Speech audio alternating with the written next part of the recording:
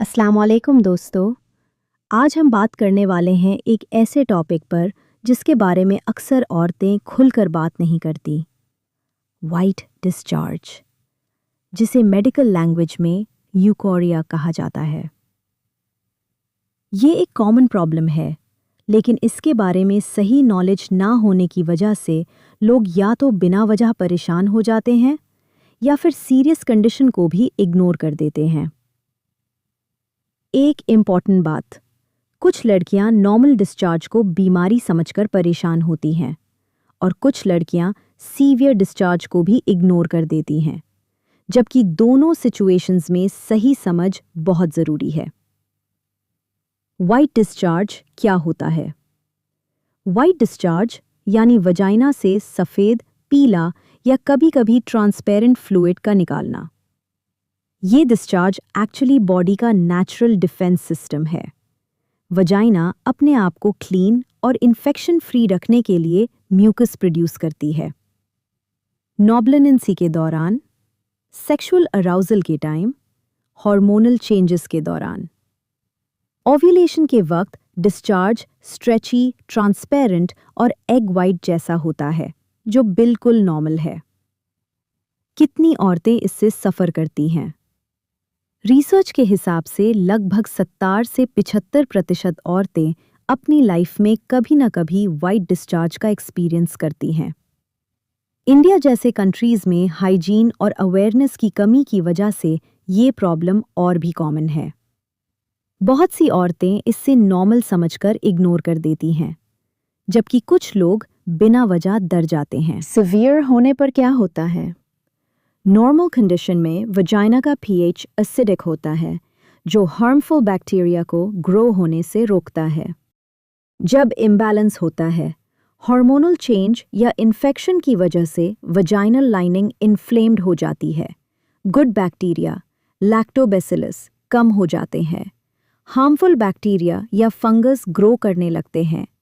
Body उन germs को flush करने के लिए म्यूकस प्रोडक्शन बढ़ा देती है।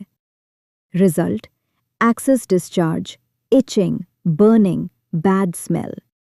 अगर ये कंडीशन लंबी टाइम तक रहे, पेल्विक इन्फ्लेमेटरी डिजीज (PID) का रिस्क, यूट्रस तक इन्फेक्शन पहुंच सकता है, फर्टिलिटी पर इफेक्ट पड़ सकता है, क्रॉनिक वीकनेस और बैक पेन डेवलप हो सकता है। Signs and symptoms: lower back pain, कमर दर्द, वीकनेस और थकान, पैरों में heaviness, vaginal itching, burning during urination, bad smell, fishy या फाउल ओडर, बार बार अंडरवेयर गीला होना, मूड स्विंग्स और irritation.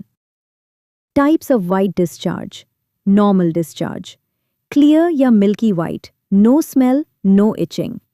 Fungal infection, candida, thick curd जैसा discharge, severe itching. Bacterial infection, thin grey या yellow discharge, fishy smell. Trichomonas infection, frothy greenish discharge, irritation. Reddish discharge, blood mix discharge, कभी serious condition का signal. अब हम बात करेंगे white discharge के causes की। Hormonal imbalance, PCOS, pregnancy, poor hygiene, fungal infection, sugar, tight clothes, antibiotics.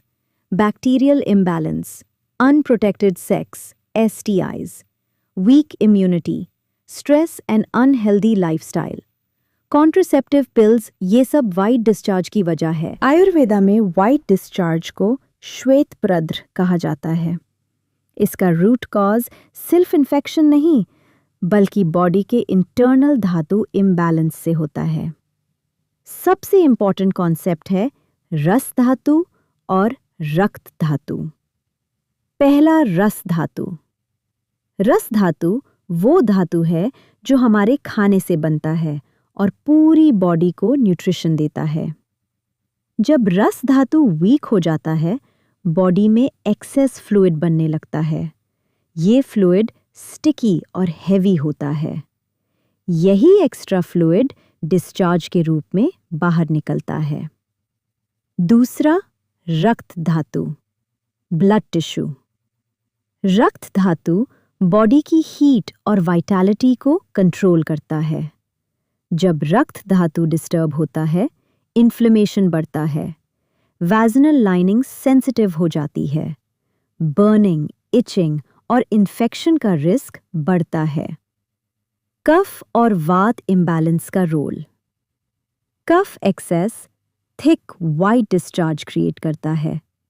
वात की वजह से वीकनेस, बैक पेन, ड्राइनेस होती है। सिंपल लैंग्वेज में समझो, जब रस और रक्त धातु दोनों वीक हो जाते हैं तो रिप्रोडक्टिव सिस्टम में फ्लूइड इम्बैलेंस होता है और वो डिस्चार्ज के रूप में बाहर आता है। यूनानी मेडिसिन और इब्ने सीना का नजरिया। मशहूर हकीम इब्ने सीना ने अपनी फेमस किताब दी कैनन ऑफ मेडिसिन में इस कंडीशन को डिटेल में एक्सप्लेन किया है। उन्होंने इसे साइलाने रहम, यूट्रियन डिस्चार्ज के नाम से डिस्क्राइब किया।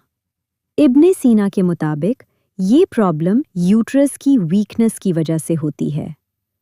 जब यूट्रस अपनी स्ट्रेंथ खो देता है तो वो एक्सीड फ्लाइट को रोक नहीं पाता, तब वाइट डिस्चार्ज होता है। उन्होंने 3 मेन रीजंस बताए। फर्स्ट, वीकनेस ऑफ यूट्रस, रहम की कमजोरी। सेकंड, एक्सीड कोल्ड और मॉइस्ट टेम्परामेंट, बलगामी मिजाज। थर्ड, पुअर न्यूट्रिशन और body weakness. Treatment approach. Uterus को स्ट्रॉन्ग बनाना, बॉडी को वार्म और बैलेंस करना। ऐसे हर्ब्स जो एक्सेस मॉइस्चर को कंट्रोल करें। सिंपल लैंग्वेज में, इब्ने सीना के हिसाब से वाइट डिस्चार्ज सिर्फ इन्फेक्शन नहीं, बल्कि यूट्रस की कमजोरी और बॉडी के मिजाज का इम्बैलेंस है। इंपॉर्टेंट बात, वाइट डिस्चार्ज का ट्रीटमेंट। सबसे पहले एक सिंपल रूल समझ लो, सिर्फ डिस्चार्ज को रोकना ट्रीटमेंट नहीं है, बल्कि उसके रूट कॉज को ठीक करना ही असली इलाज है। आयुर्वेदिक ट्रीटमेंट। आयुर्वेदा के हिसाब से ट्रीटमेंट का फोकस होता है रस धातु को स्ट्रॉन्ग करना, रक्त धातु को बैलेंस करना, कफा को कंट्रोल करना, वाता को स्टेबल रखना। Important herbs. शतावरी हार्मोनल बैलेंस इंप्रूव करता है, फीमेल रिप्रोडक्टिव सिस्टम को स्ट्रॉन्ग बनाता है। लोधरा वजाइनल टिश्यूज को टाइटन करता है, एक्सेस डिस्चार्ज को कंट्रोल करता है। पुष्यनु चूर्ण, ये एक क्लासिकल आयुर्वेदिक फॉर्मुलेशन है जो स्पेशली श्वेत प्रदर के लिए यूज होता है। ये मेडिसिन्स बॉडी को अंदर से हील करती हैं, सिर्फ सिम्टम्स को सप्रेस नहीं करती। हमेशा क्वालिफाइड डॉक्टर की सलाह से ही लें। यूनानी ट्रीटमेंट। मशहूर हकीम इब्ने सीना के मुताबिक ट्रीटमेंट 3 चीजों पर फोकस करता है। 1. मुकाविये रहम, ऐसे नुस्खे जो यूट्रस को स्ट्रॉन्ग बनाए ताकि वो एक्सेस फ्लूइड को कंट्रोल कर सके। 2. मिजाज का बैलेंस, अगर बॉडी का मिजाज ठंडा और तर हो जाए तो उसे बैलेंस करना जरूरी है। 3. रातूबत को कम करना, बॉडी में जमा एक्स्ट्रा फ्लूइड को कंट्रोल करना। यूनानी हर्ब्स का एम होता है बॉडी को वार्म करना, स्ट्रेंथ देना और मॉइस्चर को बैलेंस करना। Modern medical treatment.